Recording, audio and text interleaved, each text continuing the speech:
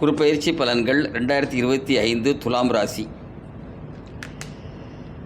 சிறந்த நண்பர்களையும் நல்ல உறவினர்களையும் கொண்ட துலாம் ராசி நண்பர்களே, நீங்கள் நீதியுடனும் நேர்மையுடன் நடந்து கொள்வீர்கள். உங்கள் மனதில் பட்டதை பளிச்சென்று சொல்லிவிடுவீர்கள். இது உங்கள் குணம். குரு பகவானை பொறுத்தவரை, அதாவது இந்த குருப்பெயர்ச்சியை பொறுத்தவரைக்கு அவர் 11/5/2025 அன்று ரிஷபராசியிலிருந்து மிதுன ராசிக்கு செல்கிறார். உங்களை பொறுத்தவரைக்கு அவர் 8ஆம் இடத்திலிருந்து 9ஆம் இடத்துக்கு போகிறார். அதாவது துலாம் ராசியை பொறுத்த வரைக்கும் 8ஆம் இடத்திலிருந்து 9ஆம் இடத்துக்கு போகிறார்.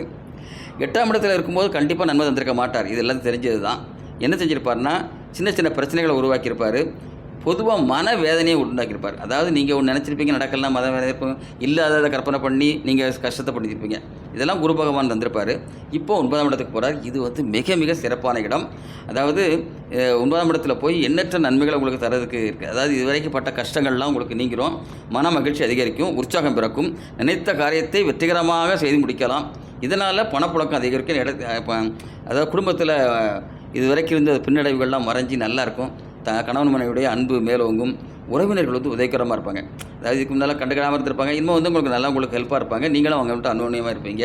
அதுமாதிரி உத்தியோகம் பார்ப்பவர்களும் நல்ல வேலையில் சிறப்பாக இருப்பீங்க. மேல் அதிகாரிகளுடைய அனுசரணை இருக்கும். இதனால் பதவி உயர்வு கிடைக்கும். அதுமாதிரி குடும்பத்தில் இதுவரைக்கும் தடைப்பட்டு வந்த திருமணங்கள்லாம் சிறப்பாகவே நடக்கும். விரும்பி அதாவது உத்தியோகம் பார்க்கவங்க சிறப்பாக இருந்தால் தான் வீட்டிலேயே மகிழ்ச்சியாக இருக்கும். இந்த ரெண்டுமே உங்களுக்கு சிறப்பாக இருக்கும். மாணவர்களை பொறுத்த வரைக்கும் கல்வியில் சிறந்து விளங்குவாங்க. மேல் படிப்புக்கு விரும்பிய பாடம் கிடைக்கும். நல்ல மதிப்பெண்களும் பெறுவாங்க. சிலர் சாதனை படைக்கக்கூடிய சூழ்நிலையும் உண்டு. இது இப்படி குரு பகவான் இவ்வளோ நன்மைகள் உங்களுக்கு தராரு. அதனால் அது மட்டும் இல்லாமல் இப்போ மற்ற கிரகங்கள் எடுத்துக்கிட்டிங்கன்னா, சனி பகவானும் ராகுவும் உங்களுக்கு ராசிக்கு 5ஆம் இடத்துல இருக்காங்க. இது சுமாரான இடம் தான். ஆனாலும் நீங்கள் என்னென்னா, இதில் சின்ன சின்ன பிரச்சனைகளை தரலாம். அது குரு பகவான் முறியடிச்சிருவார். அதோடு மட்டும் இல்லாமல் சனி பகவானுடைய 7ஆம் இடத்து போகிற உங்களுக்கு சிறப்பாக இருக்குது. சனி பகவானை பொறுத்த வரைக்கும் 3, 7, 10ஆம் இடத்தை பார்ப்பார். உங்களுக்கு 7ஆம் இடத்து போகிற ரொம்ப சிறப்பாக இருக்குது.